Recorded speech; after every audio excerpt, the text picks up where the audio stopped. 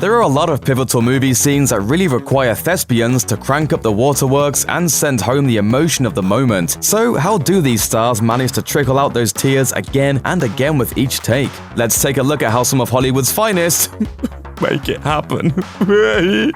It may not be common, but there are some actors who have the ability to summon up authentic sobs by sheer force of will and lots of practice. Bryce Dallas Howard famously demonstrated her natural gift for crying on command during an interview with Conan O'Brien, shedding tears while listening to the talk show host tell a nonsensical story about the variety of duct tape at Home Depot. Duct tape, all kinds of duct tape. You can get great duct tape. Yeah. You do this incredible thing. You give so much and you get so little in return. I know. The actress later returned to the same show and revealed that her teary talent is far from genetic. It's technical. It's technical. It's something that can be learned and taught, and you just need to give me a little bit of money. Right. And I'll give you all secrets. I am not. According to Howard, inducing the soft palate lift that comes with yawning again and again is key in helping her produce those crocodile tears. The actress revealed, "You do it enough time and when you're talking you can continue to lift it. It triggers it. Just talking about it for me. It's like a physiological thing." Howard also added that the biggest key to crying on cue is making sure to stay completely hydrated so there's plenty of H2O to spare in her system. Amy Adams can also turn on the sprinklers at a moment's notice, but instead of relying on a physical trick, the actress claims that she uses quite a spicy memory to make the waterworks happen. Adams told Jimmy Fallon that her daughter helped coax her into crying on cue by telling her about a sriracha plant in California that was shuttered after neighboring residents complained about the fumes coming from the production facility. I really like sriracha. And I don't know if you heard, but they were thinking of closing the plant. Okay, maybe it was a put-on, but just try and name a bigger sriracha fan. We dare you. Anna Faris revealed to late-night host James Corden that she isn't the type of person who can easily sob in real life, meaning it's that much more difficult for her to cry on camera. The actress said, "It's actually a little bit weird. If I ever cried in my personal life, my mom would sort of come down on me like, 'What do you have to feel sorry for?' So instead of trying to power through with real tears, Faris relies on a device called a tear stick." Faris, Corden, and fellow guest Josh Jackson each agreed to have the menthol crystal vapors blown into their eyes to demonstrate for the crowd, and within seconds, they were dripping with tears. That's when Jackson revealed the secondary trick to selling these fake tears on screen. Wait, now look 3/4 away and slightly up. Yeah. Nailed it. Some actors don't have to stretch their minds too far to work up the requisite tears for a tough scene. Daniel Kaluuya revealed that while filming the standout sunken place scene for Jordan Peele's Get Out, in which his character was physically frozen in fear, he simply thought about what it would be like to be in a similar situation in real life. In an actors-on-actors chat for Variety, Kaluuya explained that a large part of tapping into that headspace to cry involved recognizing the parallels between his character's situation and everyday scenarios, saying, "It's just empathizing with someone that's going through so much and has suppressed it. Kind of suppressed his guilt of a really bad situation and shame, and also his reluctance to face it. He's paralyzed emotionally, and I identified with that in all walks of life. And thus, an unforgettable cinematic crying scene was born."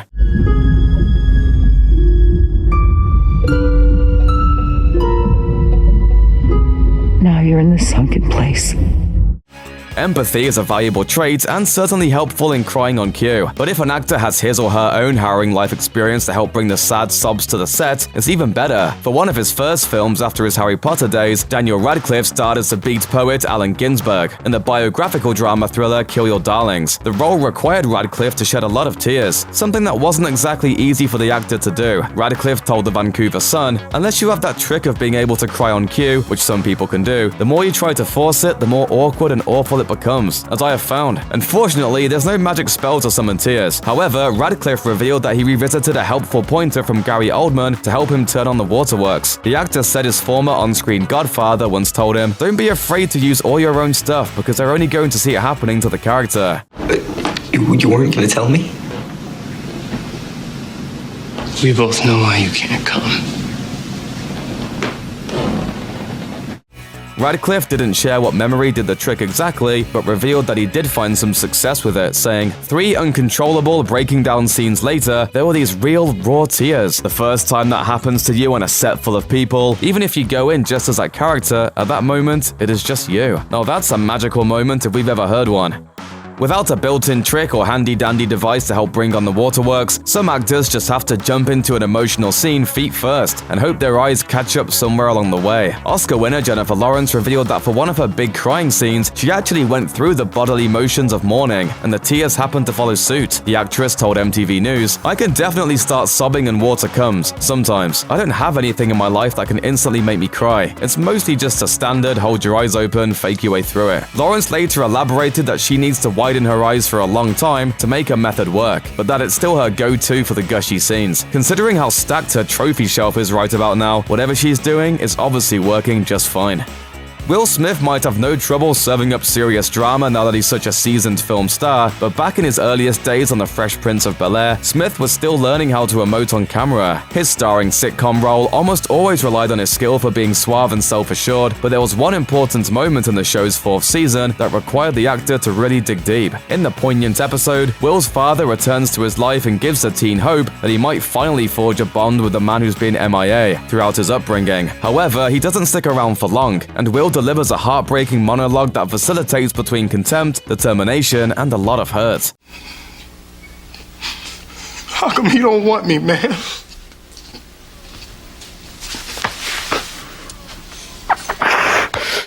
Without a strong delivery by Smith, the scene might have been hokey, but he sold his sadness thanks to the help of his on-screen uncle, James Avery. Smith revealed, "James Avery was relentlessly on me to elevate. He was like, 'You have this position. Look where you are. Look what you are blessed with.' He was like, 'I'm sorry, but I'm not accepting anything other than absolute committed perfection from you.'"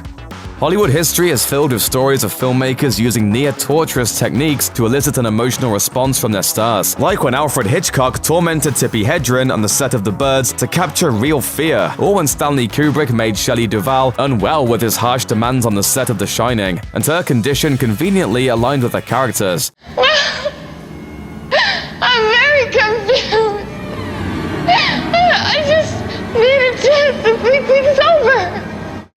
Similarly, there have been several noteworthy cases of cast members being coerced into crying on set by some of their co-workers, whether they liked it or not. For example, when he was still a child star, Jackie Cooper was bullied by director Norman Taurog into bringing it with his tears in Skippy. Though the role earned the then 9-year-old an Oscar nomination, it's safe to say that Taurog's threat to kill Cooper's dog if the actor didn't cry took things a bit too far. Similarly, Francis Ford Coppola reportedly resorted to calling Winona Ryder vicious names to bring her to tears on the set of Bram Stoker's Dracula.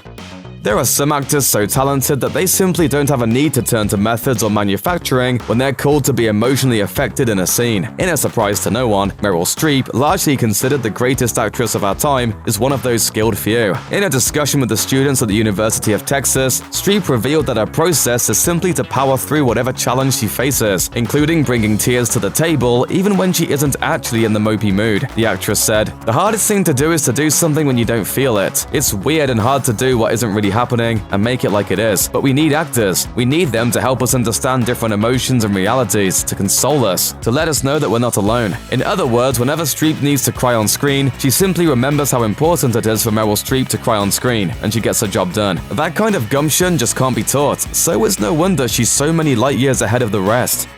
Oprah Winfrey seems to be good at everything, but when the TV mogul does occasionally dip her toes into the waters of Hollywood to star in a movie, it's not always easy for her. In fact, Winfrey told Larry King that before she earned an Academy Award nomination for her work in The Color Purple, she felt like a failure because she could only cry when the cameras were pointed elsewhere during production. As soon as they were facing her, the tears were nowhere to be found. So all night long I cried because I couldn't cry. Winfrey later revealed that before she began working on Lee Daniels' The Butler, she decided to bring in some help and learn how to fake some of that raw emotion that came so easily on her daytime talk show. Winfrey said, "Everybody thinks that I'm a good crier, an easy crier. I can cry if I'm in the moment and feeling emotion, but as an actress, that was one of my biggest fears." Thanks to the enlistment of an acting coach, Winfrey said she figured out how to make herself cry in just 20 minutes. Now that's something to jump up and down about. The late, great Shirley Temple might have been just a tiny tyke when she became a legend of the early screen scene, but even then she was a consummate professional. In a 1999 interview, the former child superstar revealed her method for breaking out with a wail on camera, saying, "I guess I was an early method actress. I would go to a quiet part of the soundstage with my mother. I wouldn't think of anything sad. I would just make my mind a blank. In a minute, I could cry." Temple did have one crying caveat though. The Hollywood legend said she didn't like to cry after lunch because she was too content. Who can be sad after chowing down on animal crackers in their soup. Check out one of our newest videos right here. Plus, even more Looper videos about your favorite movie stars are coming soon. Subscribe to our YouTube channel and hit the bell so you don't miss a single one.